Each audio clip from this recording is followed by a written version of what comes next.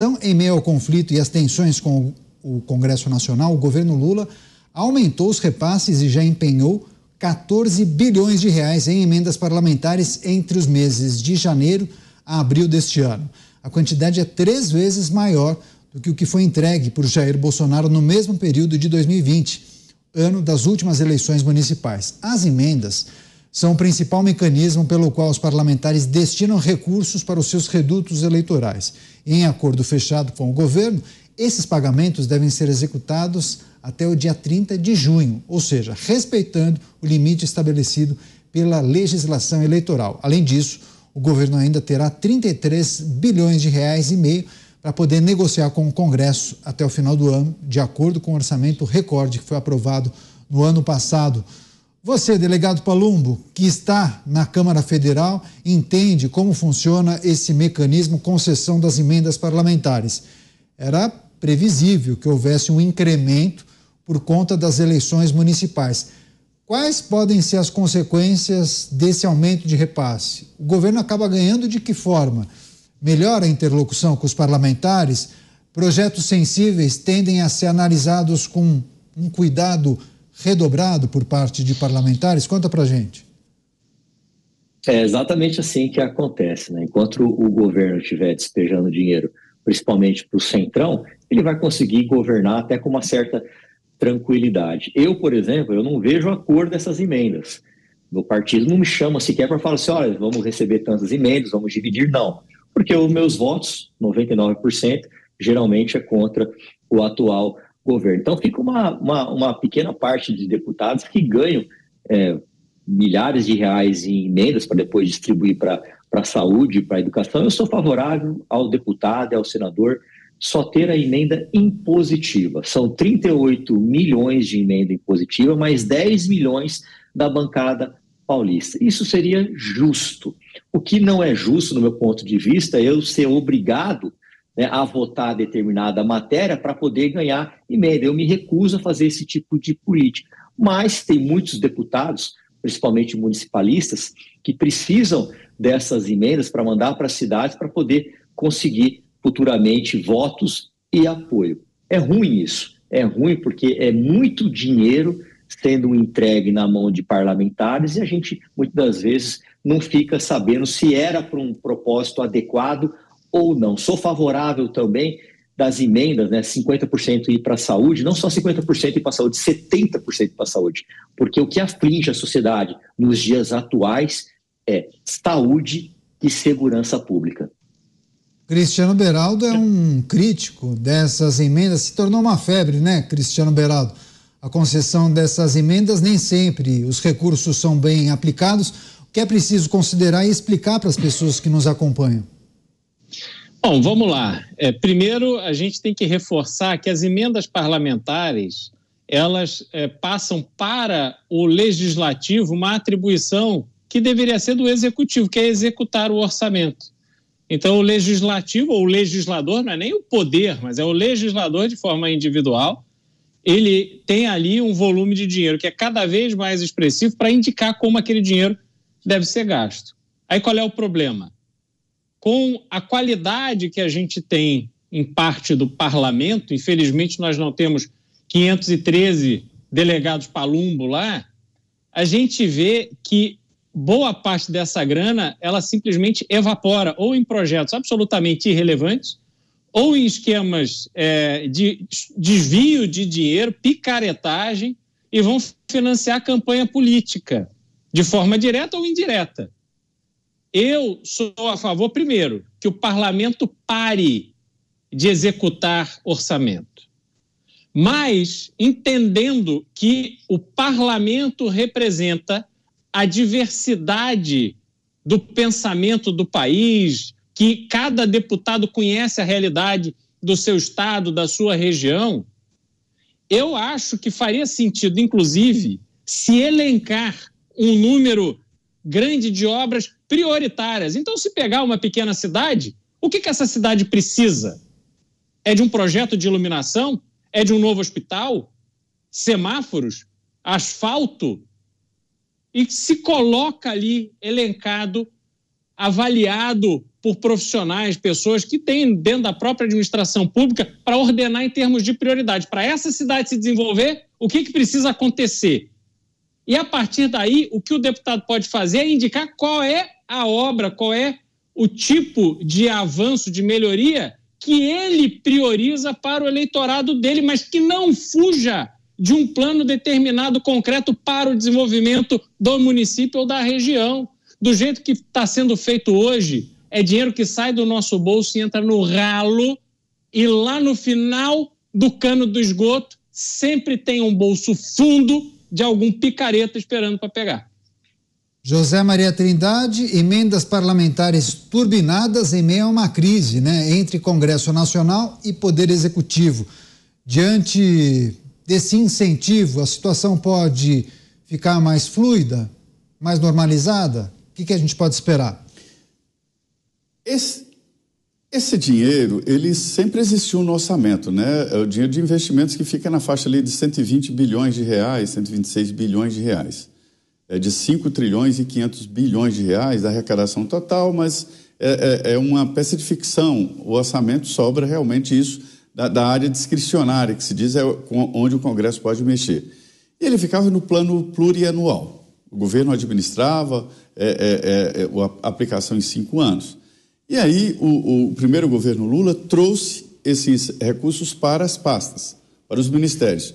O governo acabou perdendo a mão desses recursos exatamente porque o Congresso viu ali a possibilidade de aumentar o fluxo de emendas e trouxe para o Congresso.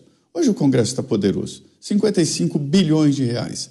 Cada deputado, ele tem a quantidade de emendas, 300 milhões, como disse o delegado Palumbo, que ele aplica na área de educação e na área de saúde. Não é tão bagunçado assim, não. É um pouco, mas não é tão, não.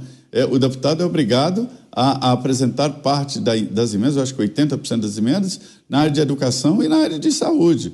E isso é importante, né?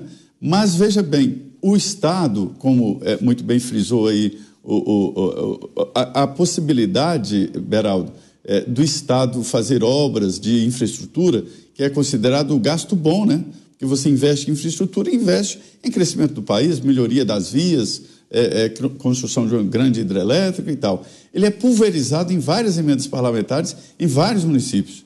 Aí, assim, parte em saúde, parte em educação, mas tem aquelas que é para construir uma praça de esporte, uma coisa brega daquela fonte luminosa, aquelas academias de idosos que viraram febre aí nas cidades do interior. É porque o deputado, às vezes, ele apresenta a emenda e apresenta junto, anexado à construtora. E é aí que rola a ajuda mútua, né, entre construtora e o deputado. Não é à toa. Sobre a liberação dos recursos, as emendas são impositivas. São impositivas, ou seja, obrigatoriamente o governo vai ter que liberar. E o presidente Lula vetou uma outra novidade, que era o cronograma de liberação. Então, o governo é obrigado, se seguisse a LDO, que vetou, está entre aqueles vetos que vão na semana que vem para a votação, né? O cronograma obriga a liberação das emendas pela LDO. E aí, se isso acontecer, o governo vai ficar muito apertado, porque vai ter que liberar imediatamente muitas emendas e vai ficar com restrição orçamentária para gerir o governo. Então, é preciso liberar as emendas e é preciso equilibrar. Vou te contar, o Congresso está mesmo com o poder todo, está liberando. Eu sei de caso de prefeito que procurou o ministro falou, olha, o senhor está no lado errado. Tem que procurar lá os deputados e senadores, eles é que estão com o poder do dinheiro e da aplicação dos recursos públicos, né? É, sim, uma inversão e acredito que os deputados não deveriam ter essas emendas nas mãos. Mas isso está fazendo muito bem aos deputados e senadores que agradecem, sorriso de orelha a orelha. Eu acho muito difícil uma mudança nesse sentido. Segundo o ministro Alexandre Padilha, mais de 90% desses recursos são destinados para a redução de filas de cirurgia, redução de filas de exames, apoiar o trabalho das equipes de saúde, agentes comunitários da saúde, reforço dos hospitais, santas casas, enfim, muitas ações para contribuírem para a saúde pública no Brasil. Acho que o Cristiano Beraldo quer fazer um complemento ao que disse o José Maria. Você, Beraldo? É só que existem, sim, essas exigências de percentuais relevantes para educação, saúde, etc. E aí, quando você olha para o investimento na saúde, o que o deputado quer? Ele não quer resolver o problema do hospital da cidade dele. Ele quer investir na compra de uma ambulância. Porque aí, na hora que o eleitor fica doente, que a mãe do eleitor fica doente, tem que ir lá pedir para ele: ô, deputado, será que o senhor não pode conseguir uma ambulância para levar minha mãe aqui no hospital da cidade vizinha?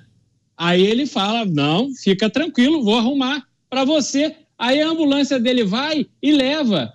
E o eleitor fica devendo um favor, ele acha que o deputado fez um favor a ele. Então há uma grande manipulação do uso desse dinheiro, seja na saúde, seja na educação, seja onde for.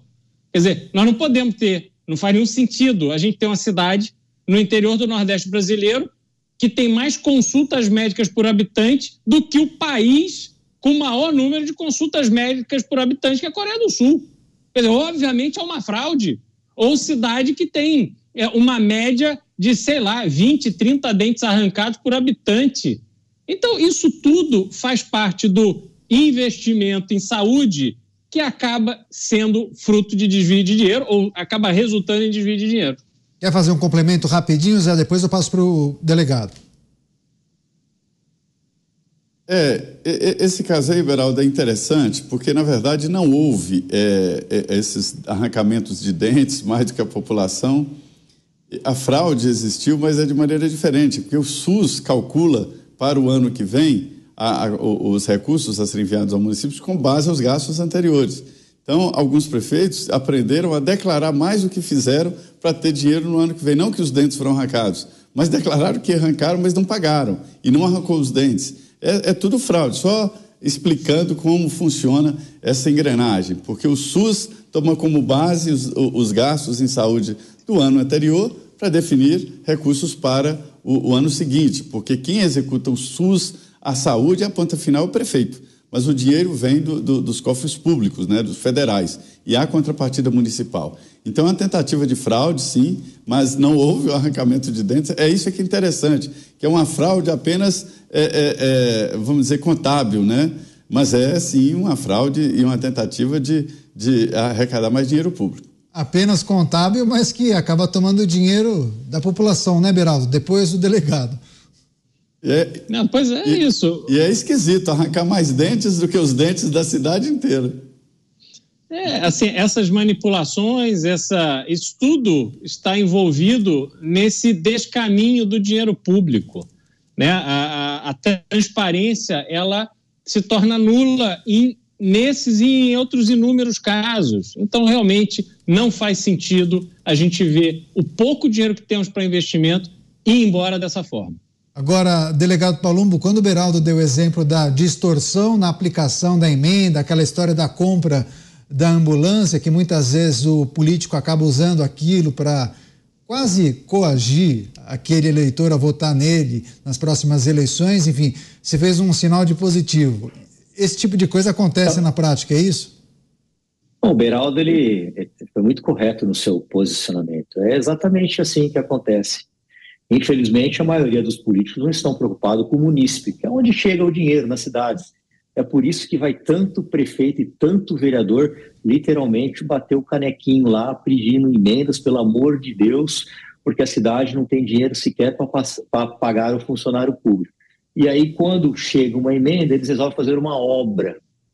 Por que será, né? Não preciso nem dizer para os senhores por que eles preferem muito mais fazer uma obra do que investir, por exemplo, nas tantas casas que estão falidas por esses interiores, por esse Brasil afora, investir em hospitais de câncer, investir em saúde. Não, vamos fazer obra.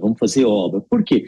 O Zé Maria falou, né? Às vezes mancomunado com empreiteiras, eles acabam fazendo aquele rolo, voltando 10% a 15%. Isso aí não é atributo de deputado, senador, não. Tem vereador que faz isso, tem deputado estadual que faz isso, já foi objeto de escândalos, inclusive que passou em TV, no noticiário.